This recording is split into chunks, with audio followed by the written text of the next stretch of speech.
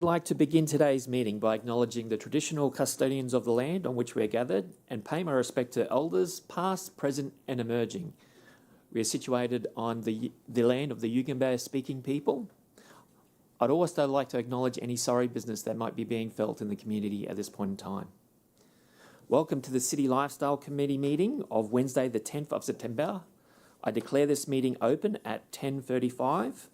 I would like to advise attendees in this room that this meeting is being webcast and audio recorded.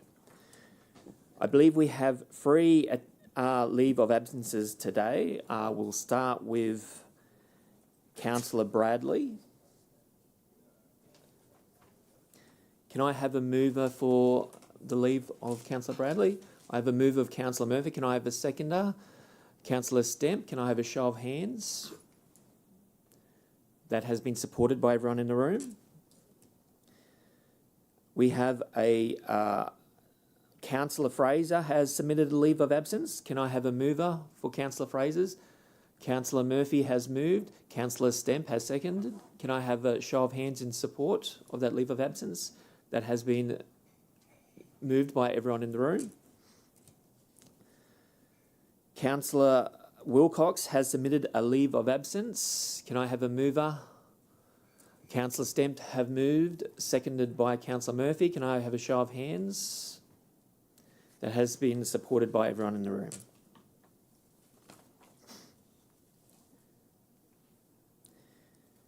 There is now a motion displayed on the screen to confirm the previous minutes. Do I have a mover for the motion as displayed on the screen? That has been moved by Councillor Jackson. Can I have a seconder? That's been seconded by Councillor Stemp. Can I have a show of hands in support? That has been carried.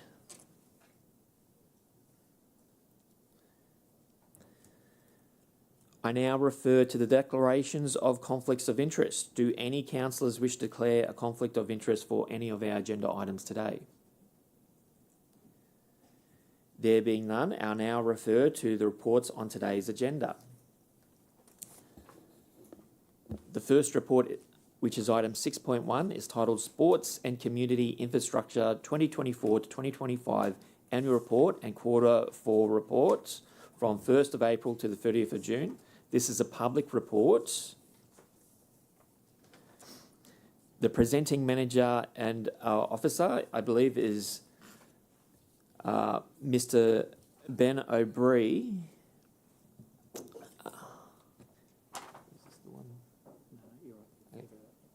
Okay. Mr. Ben O'Brien, you're free to give your report. Thank you, Mr. Chair. Good morning, Mr. Mayor in the back, and good morning, councillors. Yes, the report before you today is our typical quarterly update on progress on all major sporting and community infrastructure projects. And tabled with that will be a review of what was delivered across that sporting and community infrastructure portfolio through the 24-25 year. A PowerPoint slide has been prepared to take you through the highlights of the report. Before we get underway, you may have noticed my usual friends Jason and Noel are not unable to be with me today, so we brought up some fresh faces. So we've got Adam Page, our sports planning coordinator, Katie Berlin, our community planning coordinator, and Alex Allen, our projects and partnerships coordinator. Alex, you'll typically engage with him on all things around engagement and updates on projects, typically each month.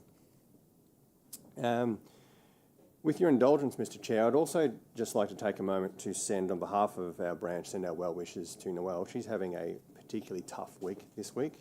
So from Noel, if you're watching, from me to you, I just want to let you know your courage and positivity is absolutely inspiring. Okay, so completed projects for the 24-25 year. Some of these you'll have seen earlier throughout the year, but to take a moment of reflection, just acknowledge that they were delivered through what was a very, very big 24-25 year. We had the Middle Green amenities, so this was an accessibility upgrade to the toilet facilities at Middle Green. You'll have to excuse some of the pictures. We think that they're okay, but they were taken by our project managers, so acknowledging we're not the best at photo taking. Wilbur Street Youth Centre. again, delivered earlier in the year. Since then, the solar panels have also been completed, which help reduce our operating costs. And just like to share that the cafe is now open between 10 and 2 from Wednesday through to Friday. At the end of the previous quarter, we gave you an update on visitation in the first quarter. We've now completed the second quarter of this facility operating, and our visitations have increased, as you can see up there, which is fantastic. So Recon's doing a great job with the support of Council Lane and the support of Council. So very, very encouraging. We certainly want it to continue.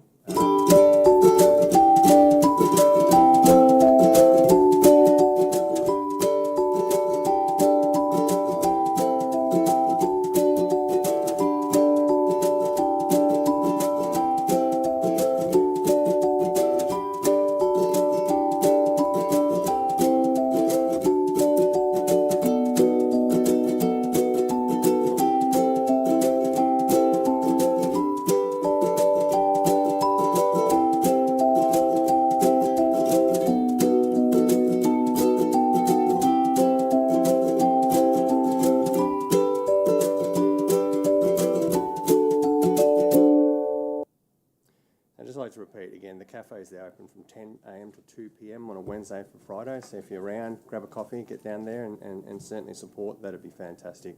Again, throughout the year, we delivered a significant piece of planning work, the Integrated Lifestyle Infrastructure Network Plan, which sort of plans and guides us on the infrastructure that's needed through to 2041. Recently, the team presented on this at the Planning Institute of Australia as well. And this body of work was keenly received by all, and we've had a number of follow-ups from other councils very interested in this body of work. So the team have done a really fantastic job, which is a long time in making, and hopefully establishes a solid plan to guide us into the future. We had a lot of lighting projects, again, focusing on lighting, and it continues to be a focus for us in the next year or two because of some of the outdated technology, but it also helps increase utilisation of our existing assets, either improving lighting at night or just providing opportunity to use these fields.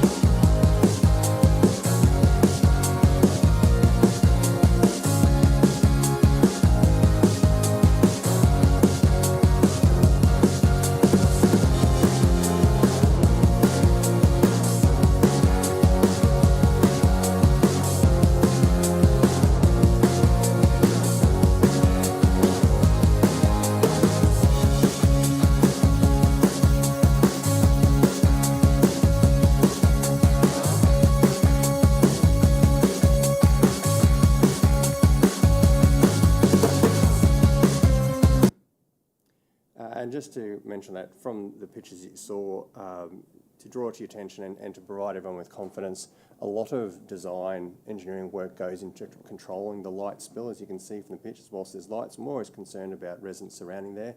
Hopefully just a lot of effort goes into controlling that light spill to the field only. We've also got the Hamill Park lighting completed. Just wanted to, again, update everyone that we're currently working on the concept design for the Rugby League Clubhouse. And because we are missing our friend Jason Chin today, that's little Jason up there, only hot off the press, Councillor Murphy, the netball courts have only just in the last week or two had the resurfacing completed, and the lighting at the netball courts, not just the fields. Thank you, Jason.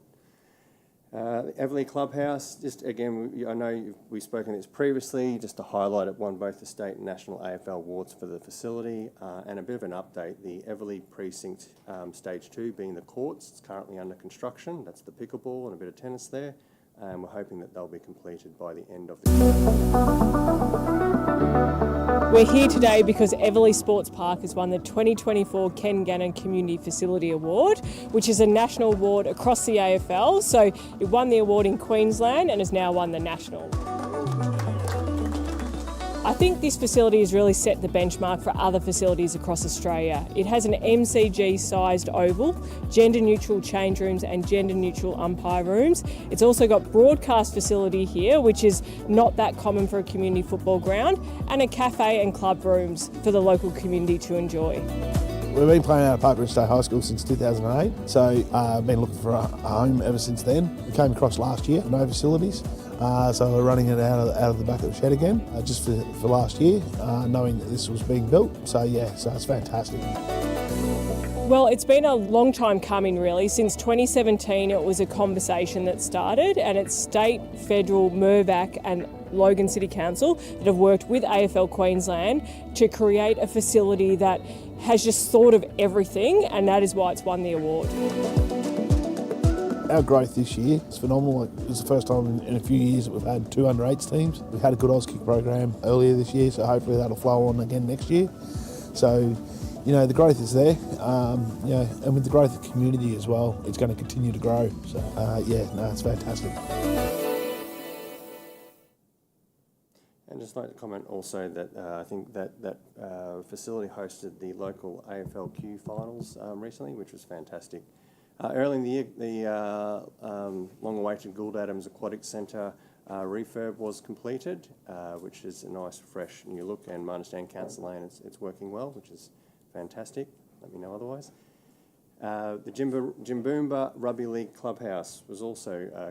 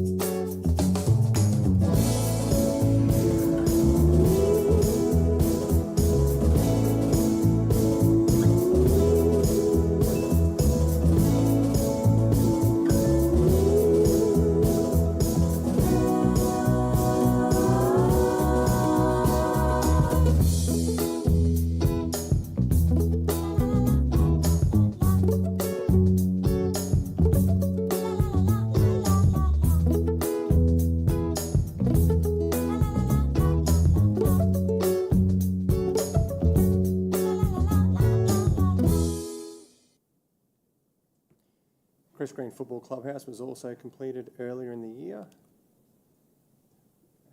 So I know you've seen the fly-throughs before, so these are the pictures of the completed project. And overall, throughout the year, from a performance perspective, very proud. The group delivered, with all of our contractors, 102% of our capital program, and just a tick under $40 million worth of community and sporting infrastructure.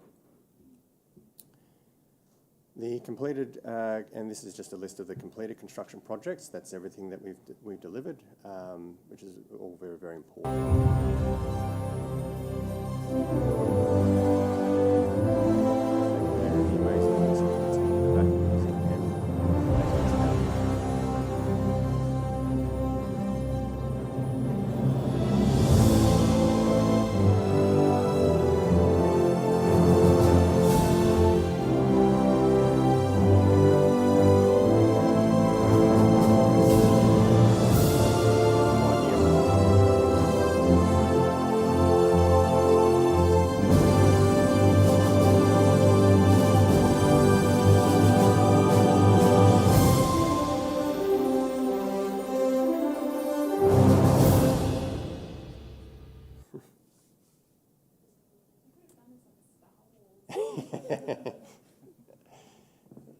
Work on that for next time. Thanks, Councillor Russell. And yes, the Q4 update. So again, had a big year in 24-25, but it doesn't stop coming into 25-26.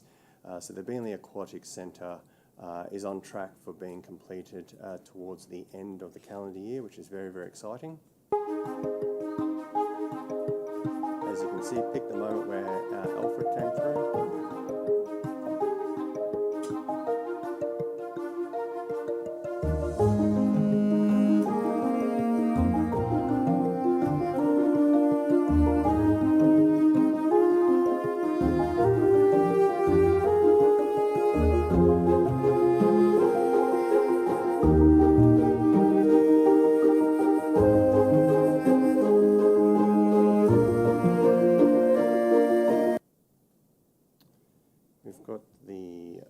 Gladstone Community Centre that's on track for completion around about the March-April period of next calendar year. And not everything is about always just delivery and construction. We're very excited that got some big projects in the pipeline. So this is the Park Ridge Community Event Space. So we're currently in that concept design phase right now, trying to get that accelerated for delivery. And again, just to focus on, will be a very, very important facility. As you can see, the catchment around there is growing rapidly. Got the McKinnon Park Sports South Clubhouse. That went out for a request for quotation. They've come in and those quotations are currently under assessment, and we hope to be getting underway shortly with that project. The Compton Park Clubhouse, the demolition is complete. We have temporary facilities that have been located off Lyngold Street whilst the construction of that project progresses. And we're looking at a modular for this, so we're hoping to have that clubhouse completed by the end of quarter 4. Is that correct? Quarter 4, 25, 26. Yep. It's been some time coming. Thank you for council for your guidance on this. Concept design is just about completed, and we're working towards having the referral for the EPBC submitted before the end of this calendar year. On that note, just wanted to say a thank you. From a Sky perspective of sport community infrastructure, we have $500 million worth of assets, a couple of hundred community and sporting clubs. As you can see from the Star Wars theme, hundreds of projects that's delivered. But we also have about 1,500 maintenance requests and 60, 70 different leases every year. So it's a lot of coordination, a lot of consultation that goes into that with everyone. So just firstly wanted to say thank you to the councillors for your support. Also thank you to the sporting clubs and community groups and critical community members as well that are involved with all of these projects and running of these facilities and maintenance. Importantly, thank you to our contractors. We wouldn't deliver anything without our contractors, who we believe are an extension of our staff. Thank you to council staff. And also thank you to the Sky staff, planning, design, delivery, contract admin, stakeholder comms team, maintenance, renewals, leasing, our sport and rec officers that liaise with the clubs, and our asset and lifecycle managers. There's a lot to go into it, but thank you for your time today. Happy to take any questions. Thank you, Mr. Byrne-O'Brien. I believe we've got a question from Councillor Lane. Thanks very much, Mr. Chair. So the Compton Park new clubhouse, that's fireproof, yeah? It'll be appropriately fire rated, yes. That's a spirit. Thank you so much. So Compton Park Clubhouse was actually firebombed, the old one. So the new one is going to be a fantastic opportunity for the club, which has been without a clubhouse now for 12 months, to get in there with confidence and know that they're doing the right thing. I looked in the report, and it has grant and council funding. So Compton Park was partially co-funded, wasn't it, from the state? Can you tell me how much of the 4.7 million was state money? It was a good portion of it, because Cameron Dick got the Sports Queensland in there pretty quickly after the fire, didn't he? Great question, Councillor Lane. Don't have the exact figures on me, but we're very, very confident it was a strong majority of the funding, as in, I would argue, about 90% of it is... nice. We do love it when other people pay for our stuff. That's good. I just thought that could be included, because there are other projects included that had co-funding. The Gould Adams renewal of the pool, that went really well. There was a few hiccups with the floor hurting people's feet, and you just tried to work on that. The installation of the hydraulic lift has made a huge difference, and there's a couple of amputees that are actually going to the pool for the first time. They feel really confident in going. Big shout out to Jasper. Jasper's a champion. He walks into somewhere, goes, what's the easiest way of getting this done, and liaising with people, and he gets the job done. Really impressed with the work that he did on Logan Roos. They are so appreciative of their refurb clubhouse. They had their men's premiers finals, which they won against Acacia Ridge FC. But they're actually able to brag about it. Now they're just waiting on their new lights, and hopefully that'll get done before the next season. Jasper's liaison with the elders and Lakota was awesome, so we've got projects proceeding there. And he's just one of those people that can walk in and people feel comfortable with him. Jason's exactly the same, so I really love your group of people that you got going on there. But probably the most difficult one, and I will say it was challenging for officers, was the totem pole installation at Ben Matthews. Now that was for the Matu community so that they could do one of their cultural celebrations, and they had nowhere where a pole could be installed. So we looked at Ben Matthews. There was a lot of liaison work with the trunk infrastructure people on where that could be located. But as true Dinky Die Aussies who happen to want to practice their cultural history, they feel really accepted now as a result of that. So I just want to say thanks to your team, and I look forward to so many more projects coming into the local area in the future. Thank you. Councillor Murphy. Thank you, through the chair. Great presentation. Some millennial helped you there, didn't they? It was awesome. Thank you so much. I'm not that creative. Ben, you're the Excel spreadsheet man that keeps it all on track, and thank you so much. You guys need to move to Division 12, so we've got so much on. I was just ticking off all the projects like the Aquatic Centre. We're all going to be summer body ready for that. We've got one that you didn't mention was the Mallet Club. We've got a new clubhouse going there. That'll start soon. Chris Green, obviously, was a great addition to our area. Bishop Street lighting, Noya Park. We've got lighting going on everywhere, and we did post today about the netball courts being resurfaced and the lights are on, so thank you so much with regards to that, and we look forward to working with you in the future. Hamel Park is going to be huge, that clubhouse, because we're on a bit of a tight timeline with the funding that we've received, and again, it's always great when other people give us some money to help us out on these projects. Thank you to the team. If we can help in any way, just let us know. Thank you. Councillor Jackson. Thank you. Awesome report. Great work. Heaps of things done. I saw on the Star Wars list it popped up the Marsden Library car park improvements. I'm not sure what they were because but I'm guessing sometime last year it's about a 20 or 30 metre long car park. We went from 3 small speed bumps to about 6 or 7. In that 20 or 30 metres. I took the CEO on my CEO tour across the car park, which got some startled responses from him. Can I get you to help me understand why they're there and if that's the best treatment to solve the problem that was being solved? I wasn't aware they were coming, so, yeah. Thanks for the question, Councillor Jackson. I don't have the info on me right at the minute regarding that project, but I'm absolutely happy to take that offline, and I'll come back to you in the next day or so with a discussion on that. Councillor Jackson, we actually have Mr. Brad White is happy to speak on that. Thank you, through the chair. I reached out to Leah to talk about that one. The CEO popped that on my radar. So what was happening was there was a lot of rat running from the shopping centre through the car park, and the traffic engineers went out and tried to slow that right down. I had a chat with Leo yesterday. We're going to remove 2 of the 5 that are there. We think we can achieve the same outcome just by removing 2 of them, and we'll move 1. So it'll be a little bit more reasonable, but hopefully still achieve the same outcome.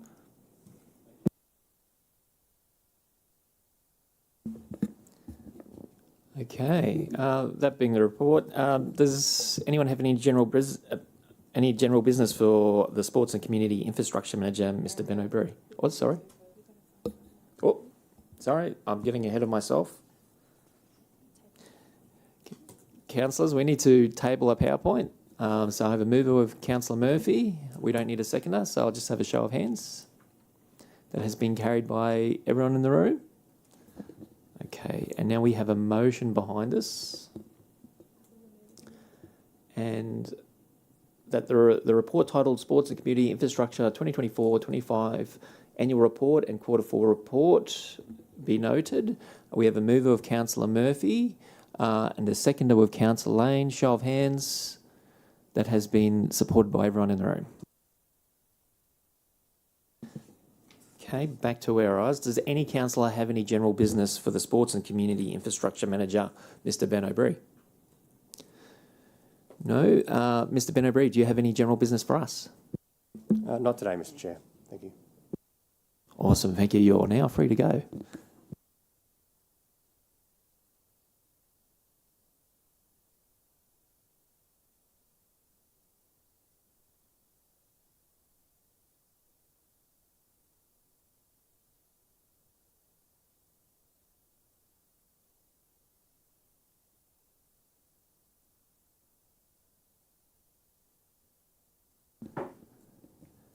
Okay, councillors, we're now moving on to item 6.2, the Parks Capital Works Program 2024 to 2025 EOFY report and 2025 to 2026 future work schedule. This is a public report, and our presenting manager is Mr. Brent Dowden.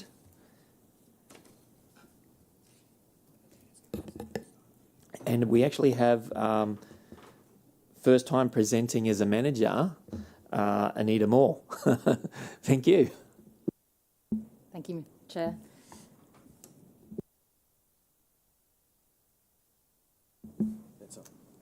It's a very great start. Thank you. Through the Chair, good morning, Mayor and Councillors. Thank you for your time this morning to present the Parks Capital Works Program for 2024-25 financial year and looking ahead to park infrastructure planned for this current financial year 2025-26. There are three aspects of the report I would like to highlight before we move to the presentation. The first is the success of parks with council support to secure grant funding. From smaller scale projects like the works at the Cenotaph here on Wembley Road, working in collaboration with Councillor Lane and the corporate property team, to larger grants that are enabling the construction of the District Park at Waterford West and Sturdy Park Drain Naturalisation Project. The second aspect of the report is the community consultation undertaken for the Parks Asset Renewal Program and several strategic local infrastructure funded projects. Working with our colleagues in corporate communication, these projects were hosted on Council's Have Your Say platform, and with councillors' support, reposting on social media, it has facilitated more than 1,800 visitors to the project pages, which I think is a great outcome. The third aspect I would like to draw your attention to is the financial results, with an investment in parks infrastructure for the year of just over 15 million across 119 projects. The projects delivered vary in size and scale, and we have a cross-sample of projects throughout the region that show the diversity of infrastructure designed and planned and delivered by parks for our community in the presentation. And I have the clicker.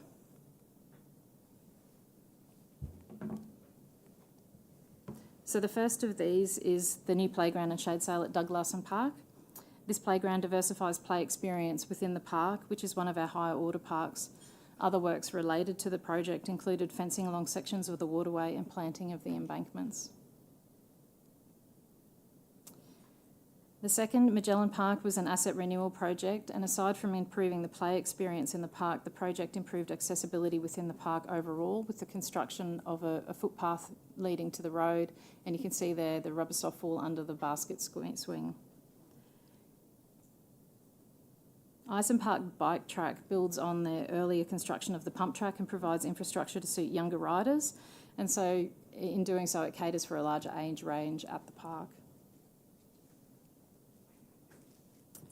A lot of the work we do in parks is collaborative, and Parkview Mural in Cornubia was achieved with our talented colleagues in City Safety and Livability's graffiti team.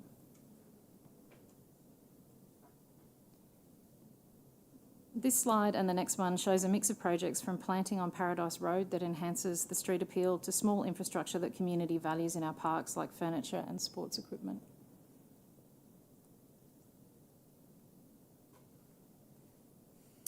Bubblers, lights and signage also extend the usability and function of our parks for a community. And this last slide of completed projects shows the new playground at Boronia Bushland Reserve. It's a wonderful playground and a great outcome from the parks design team. Looking forward, the 2025-26 program includes 108 projects, many of which are already underway. We have some drone footage that we would like to share that was captured by Parks Capital Delivery Team. Drones are useful in parks for a variety of purposes, and as you will see from the video, one of them is to get an understanding of site conditions quickly, particularly on large sites. So Sturdy Park, this is Sturdy Park. The Sturdy Park Drain Naturalisation is the first of its kind project by Council, and replacing the concrete drain with a vegetated corridor will deliver environmental and aesthetic benefits. And lastly, this slide shows construction works for the new District Park at Waterford West. As you can see from the footage, it's been a very wet site, and it's a very large site. The water on site's decreased productivity slightly, but it's in a great location between schools on Chambers Flat Road, and we are looking forward to seeing this one come out of the ground. Thank you, councillors, and happy to take any questions. Thank you. Okay, I believe we'll start with Councillor Lane. Thanks very much, Mr. Chair, through you. Thanks very much for that, Anita. That last one was a bit of an eye-opener with no trees on the site, so that's kind of a bit, wow, that's a mega project. I really want to thank your team for working with me on smaller issues. So the Varian Park soccer goals, Varian Park was catered towards toddlers, and there wasn't anything for tweens. There was a small half court, but those soccer goals have really made a difference to the way people get out and react in the community. We got the volleyball nets put up in Anzac Park and in Parkdale Park. Someone nicked the first one, but we got it replaced, and it stayed there. So really positive outcomes for our community. I know that you guys struggle against damage and impact from people that just don't care about community, and you try and do those repairs as quickly as possible, as evidenced by the Anzac Park toilets that were burnt out, and the roof is being replaced currently. So I want to say thanks to the team for that. The Kingston Skate Park, the consultation on that was quite extensive, and obviously an outcome was reached where funding was allocated for the project, but we've put it on hold for the moment, pending some ideas for a bigger facility at another location. And I think that the residents of Kingston, if we can pull this off, it'll be an absolute ripper for them. If we can't, we've still got the old plans in place with the funding set aside for it.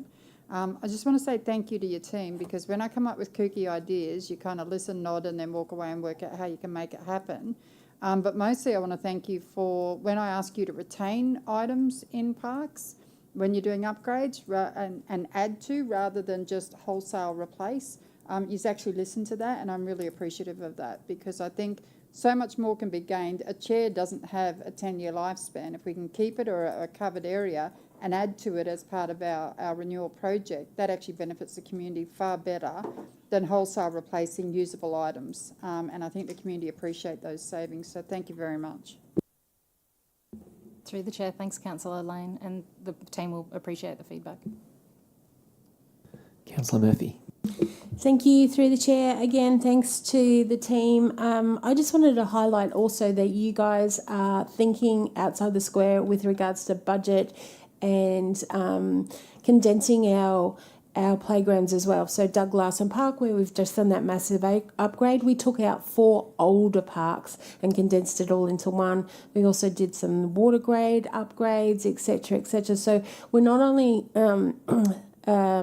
upgrading the work, we're thinking smarter as well, especially in those flood zones. So just wanted to say kudos to you guys. Thank you. Thank you. I'd also like to mention that how successful Logan City Council has been in terms of getting grant funding into these projects. It's important that the community understand when you're applying for grant funding, you're really competing with a lot of other councils, a lot of shires for the same amount of money. And I believe one of the projects which is 100% funded from grant funding, which is the Sturdy Park drain naturalisation, which is just a fantastic outcome for the City of Logan as well to make that happen. So yeah, I believe about 13.9 million in grant funding was brought into the city through our Parks Capital Works with collaboration with the Corporate Property Group in Logan. Okay, so I believe we need to table the PowerPoints behind us. So we have a mover of Councillor Murphy. We don't need a seconder, just have a show of hands. That is everyone in the room. Yep.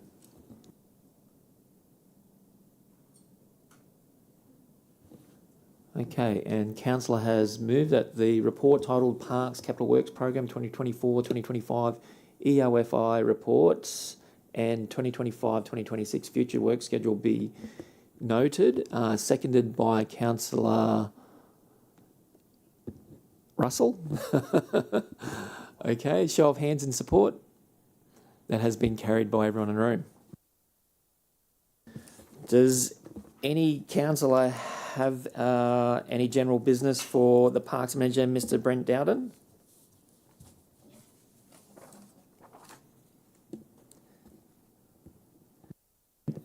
Does any councillors have any general business for the acting Parks Manager, Anita Moore? Councillor Lane.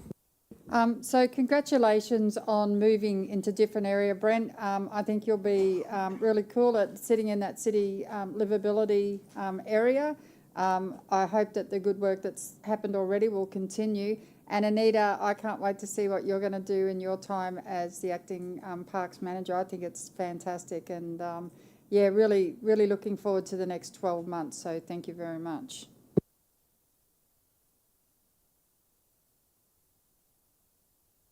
I know good things are going to happen because I know Anita is an absolute trooper when it comes to getting stuff off the ground. So, okay. Anita, do you have any general business for us?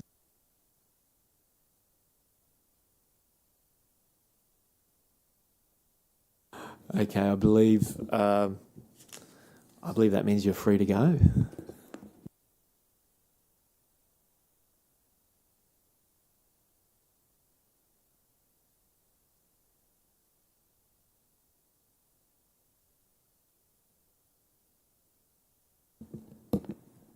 Okay, councillors, I believe that concludes the agenda for today. Does anyone have any general business for the Director, Mr. Brad White?